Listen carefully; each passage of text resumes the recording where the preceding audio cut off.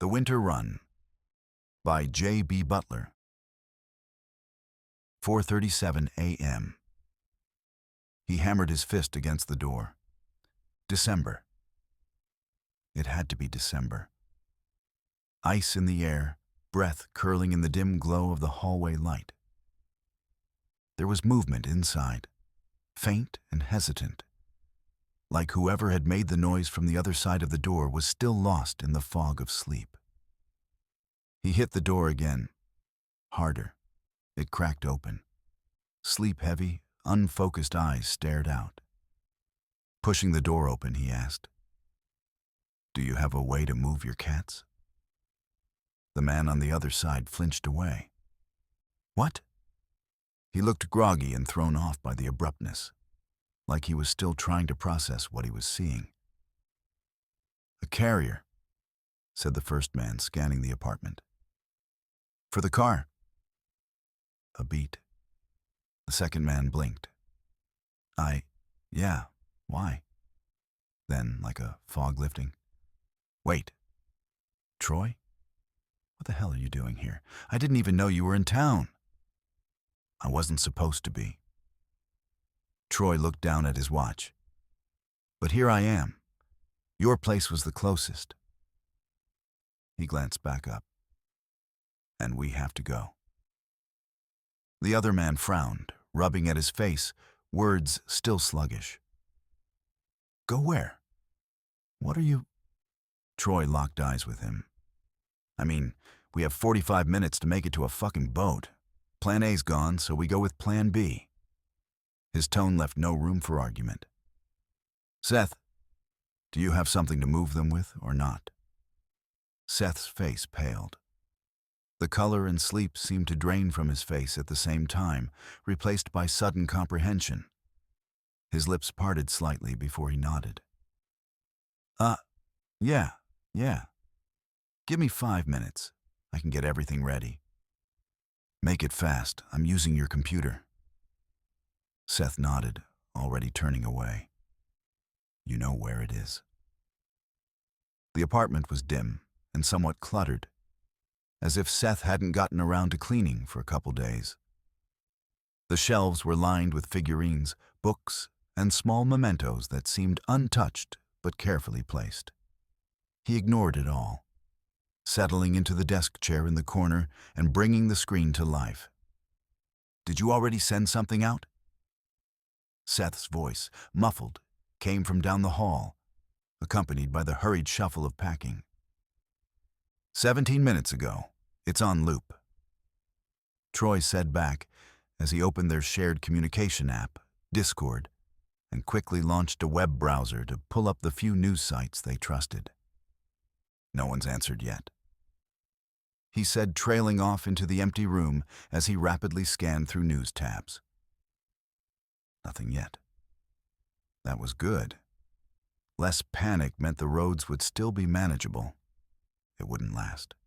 He closed the news sites and looked back to Discord. Still no responses. Damn.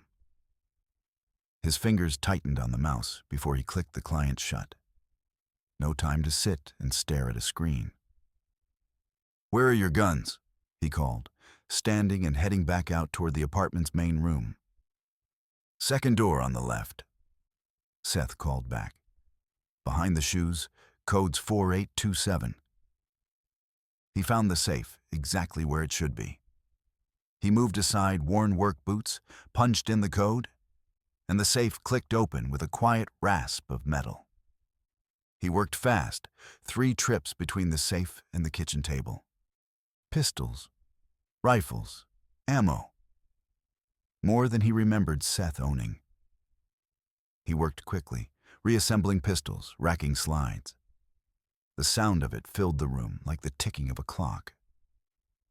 By the time he was finished, Seth reappeared, layered in heavy clothes, a backpack slung over his shoulder. 2 crates in hand, inside each, a pair of wary, wide-eyed cats. "Got batteries?" "Yeah, 3 sets. NVGs are in the case." "Socks?" 4 pairs. Seth exhaled sharply, How many times have we run this? Troy looked up. Seth, this isn't a drill. A pause. The weight of the moment pressed against them both. Are we taking both cars or just mine? Seth hesitated. Yours. Sticking together is safer. You bring the truck? Yeah. Need anything from yours? Seth shifted his grip on the crates, glancing around the apartment. No. He hesitated, looking towards the door to the garage. Jaw clenched. Fuck, I really like that car. You might see it again. Fuck you. Hey, muttered Troy, pulling open the door and then picking up the bag he had been holding. It's not like I'm keeping mine either. Seth huffed a bitter laugh. Fair point. Neither of them bothered to put things down and shut the door as they stepped out into the cold, the dark of the morning swallowing them whole. 4:45 a.m. The highway stretched ahead of them, dark and slick with the ghost of last night's rain. Maybe he owed someone upstairs a thank you. It was Sunday morning after all. Troy considered again what was about to happen around them. He decided he would save this thanks for later. Few cars dotted the road ahead, their taillights swerving aside as Troy tore past, the needle on the dash kissing 98. He didn't care. Speed limits wouldn't matter in... He glanced at his watch. 22 minutes. Seth restlessly twisted again in his seat, looking behind them. The two cat carriers in the back seat rocked slightly with the movement of the truck. The animals inside were wide-eyed, ears flattened against their heads. Troy's dog chief, nose twitching, kept sniffing the mesh, tail flicking in anxious little bursts. He didn't like the tension in the air. He wasn't alone. Anyone respond? Troy asked, eyes still fixed on the road. Seth turned back around, already pulling out his phone. No, I'm going to try calling Sam again. His fingers flicked through his contacts, then tapped a name. At the same time, Troy hit a button on the steering wheel. Call Isaac, he ordered. The voice assistant chimed, calling Isaac Carlson. The tone hollow and steady. Come on, pick up. Hello? A groggy voice laced with sleep crackled through the truck's speakers. It's about to rain in hell, Troy said, his tone cold as he veered around a semi-truck that had been hogging the left lane. A pause, then sharp, alert. Shit. How long do I have? About 20 minutes. I've got Seth. We're heading for the harbor. Can you make it? Another pause, the kind that measured risk. I'll do my best. Should be able to. I'll call if something. Silence. The line had cut out. Then, at the same time, both Troy's and Seth's phones buzzed, their screens flashing a white as they started emitting the sharp, grating tone of an emergency alert. Fuck, Seth muttered, swiping at his screen. Troy kept his eyes on the road, jaw clenched. What does it say? What are they telling people? Seth's voice was flat, but something dark threaded through it. Attention. This is an emergency message for all residents of King County. Evacuate immediately. The National Space Agency has identified an inbound astronomical event that is projected to impact near the Seattle region. All residents are advised to evacuate or seek immediate shelter. The words hung between them like smoke. Troy's knuckles turned white on the wheel. Now it's going to get a little more complicated. Seth didn't bother voicing his agreement. 4:54 a.m. The response wasn't immediate. It was early, and most people weren't prepared for something like this. But some were already moving. Cars started spilling onto the streets as they maneuvered off the highway. The majority were rushing for one of the major thoroughfares, probably not considering that those would be gridlocked within minutes. Others, like them, were instead racing toward the waterfront. Thankfully, most seemed to be headed for the larger marinas or the tug corrals further north. Troy swung the truck down a side street and into the small private marina, gravel crunching beneath the tires. He scanned the lot. Only 2 other vehicles were here.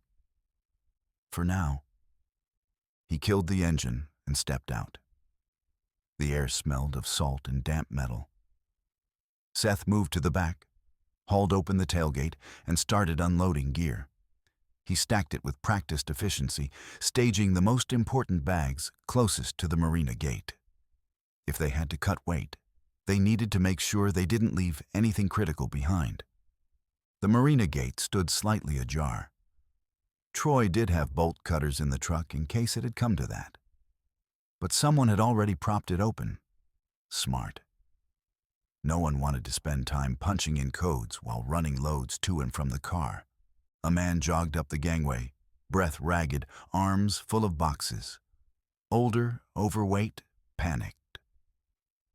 Troy stepped aside as he passed and got no acknowledgement, no second glance.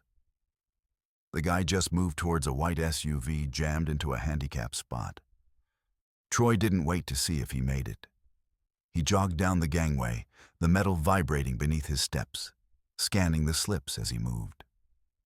Starlight, that was the plan. A 47-foot bayliner made for the open Pacific, sturdy enough to ride out whatever hell was coming. They'd done their research, watched her, mapped out where she docked, how often her owner took her out. His stomach sank. "Damn it," he muttered. The slip was empty. Things just kept getting harder. He turned, scanning for a second option. His eyes landed on another vessel they had looked at. Saltbreaker, a 50-foot targa that could definitely handle open waters. However, as expected, a faint glow flickered inside. Owners were likely aboard, and he wasn't looking to throw people overboard. Not unless he had to. Movement caught his eye. Flashing lights carving through the dark. What looked like 3 police cruisers tore past on the main road above the marina. No sirens. Just the rhythmic pulse of strobes slashing through the night. Where the hell are they going? He didn't linger on the thought. He started to turn back toward the docks when he caught the sight of the old man from the parking lot, coming down the marina ramp, arms now fully loaded with stacked boxes. Once he made it to the bottom of the ramp, Troy visually tracked his path down the dock to a tiny sailboat, barely 20 feet long. Troy shook his head. That's going to end badly. He let the thought pass and turned back, moving down the pier, scanning the slips, until he found something that brought him up short. Not much to look at on the outside. She was scarred, unpolished, but appeared sturdy, about 40 feet long with a broad beam that nearly filled the slip. The stern was open, the kind of deck once used for commercial hauls. Fishing, maybe?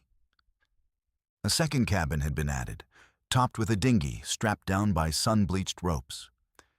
The main cabin sat up front, flanked by 2 exhaust stacks that promised power, if not reliability. The hull bore the scars of a life at sea. Faded paint, raw metal showing through like old wounds.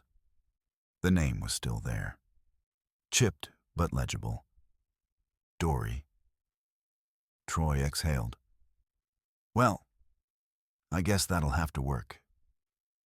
He leapt onto the ship's deck, boots landing firmly against the wood. No shouts from below. That was a good sign. Moving quickly, he slipped through the smaller rear cabin, then started forward to the main hatch. Inside, the boat was dark.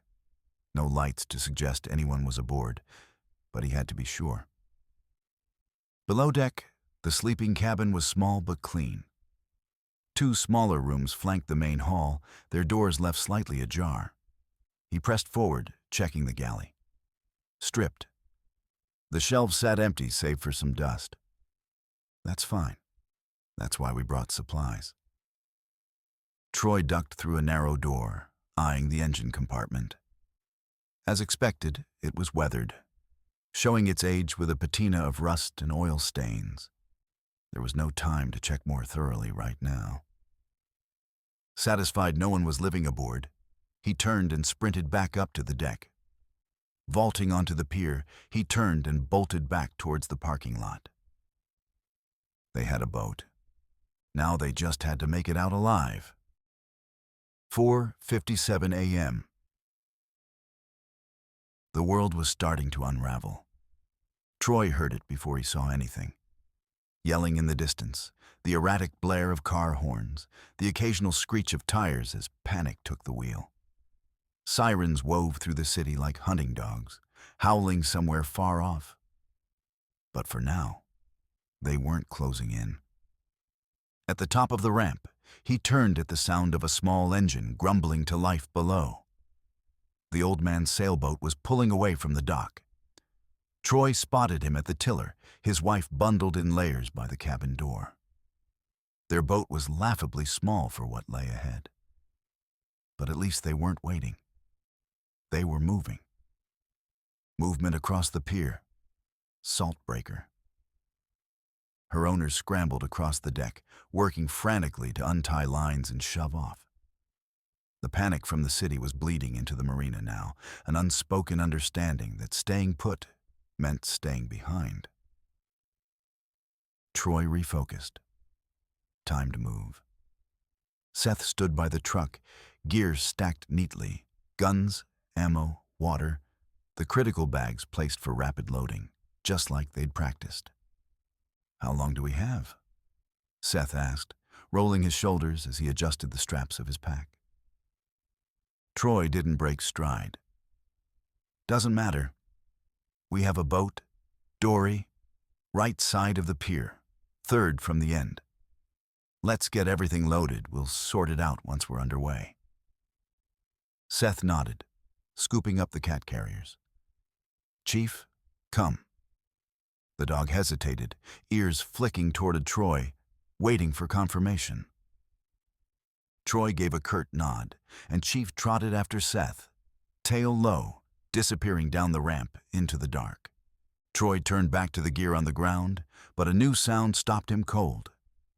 Footsteps, fast, coming straight towards him. Instinct took over. His hand dropped to his holster, body shifting against the truck for cover. A silhouette emerged from the dark, moving fast. "Clover," Troy shouted. The shadowed form came up short, gasping for breath as it skidded to a stop, doubling over, hands on his knees. "Grove," the newcomer wheezed out. Troy exhaled, straightening as his friend continued to suck wind. Tall, familiar. "Isaac. Wasn't sure you were going to make it," Troy said, scanning past Isaac, making sure no one had followed. "Neither was I." Isaac gasped. Troy looked back to his friend. 2 miles in under 12 minutes. In normal circumstances, impressive. Now, necessary. Troy didn't waste time. "I know you're winded, but grab a bag if you can. We're down the ramp, right side, third boat from the end. Name's Dory. You'll pass Seth on the way down." Isaac straightened, inhaled deep. "Yeah, no." A sharp breath. Problem. One last deep inhale, then he grabbed a duffel and a gun case and headed down the ramp. Troy turned back to the remaining gear, heaving 2 duffels into his arms. Crack. A gunshot. Close. He dropped the bags, pistol clearing its holster in one motion. Pressing himself flat against the truck, he held his breath. heart pounding, waiting for the second shot. But it didn't come, not aimed at us. A scream came from across the street, up the block. Tires squealed as a small sedan peeled away from the curb, vanishing down the road. A woman knelt on the pavement, hunched over something, someone. Troy tried to force his heartbeat to steady. You don't have time for this. It was going to get worse. Much worse. The thought cut through his hesitation like a blade. Behind him, footsteps clanged against the marina ramp. Troy turned, watching as Seth climbed back up, rifle in hand, scanning the street. His eyes flicked to Troy. Troy shook his head. No time. He holstered his weapon. Seth nodded and slung the rifle back over his shoulder. Across the street, the woman's cries carried on. Pleading, frantic, desperate. Seth grabbed another 2 duffels. Neither of them spoke. There was nothing they could have done for her anyways. They turned, moving back down the ramp, their footsteps steady, their breath even. The woman's sobs faded behind them, swallowed by the dark. 5:03 a.m. Too close. This is too close. Troy's pulse hammered in his throat as Dory's engine finally roared to life. The last bowline slipped free, snapping against the dock, and the boat drifted into the black water. 2 more frantic trips. That's what it had taken, up and down the ramp, hauling the last of their gear. The weight of every second pressing against them. Now, Seth and Isaac shoved the bags into the stern cabin, cramming supplies into whatever space would keep them dry. Troy stood at Tahi helm, steering them out of the slip. More boats filled the channel, engines roaring as they ignored no-wake zones, slicing through the water in frantic, desperate bids for open sea. Saltbreaker was the only other vessel from their marina that Troy could make out in the distance. Her hull knifed through the dark, engines churning froth into the void. Just before they'd pushed off, 2 more cars had screamed into the lot, doors flying open, occupants spilling out, yelling at each other to grab supplies. Troy hadn't looked to see which boat they were trying to reach. There wasn't time for curiosity. There wasn't time for anything. All right, everything's stowed. At least enough to keep it dry. Seth called, stepping into the cabin. Isaac followed, breath steady but tight. Troy nodded, glanced at his watch, and pushed the throttle lever all the way forward. Dory lurched, her old frame groaning, but she responded. The surge shoved Troy back into his seat. Seth and Isaac grabbed onto whatever they could, bracing against the force as she beat through the chop, pushing aside the crisscrossing wakes from the other fleeing boats. She might have been old, but she had power.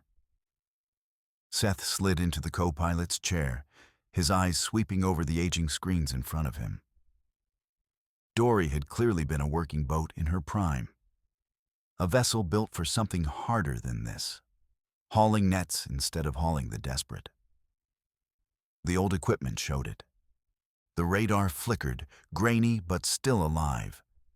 A depth sounder hummed, its yellowed plastic casing a relic of another decade. Analog dials lined the dash, their needles vibrating with every movement of the hull. And there, wedged into the corner like an afterthought, a GPS unit from the early 2000s, its display dim and pixelated.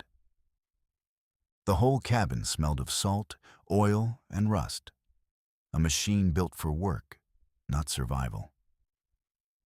"How long do we have?" Isaac asked from behind them, his voice low, almost drowned out by the roar of engines. Troy didn't even glance at the clock. He didn't need it. He already knew. "We're in the margin zone now." He kept his voice steady. No telling exactly when it'll happen. Then, as if on cue, the sky changed. A pale glow spread across the heavens, washing over the black waves like an open wound, bleeding light. It grew brighter by the second, burning away the dark. Boats ahead of them were no longer just shadows. Troy could see them, their shapes crisp against the eerie wash of light. Here it was. Engines still strained, waves still broke against hulls. But in the cabin, there was only silence. Then, softly, barely above a whisper, "Jesus," Seth murmured. Troy's hands tightened on the wheel, his knuckles bone-white. "Hold on," he said, voice low and steady.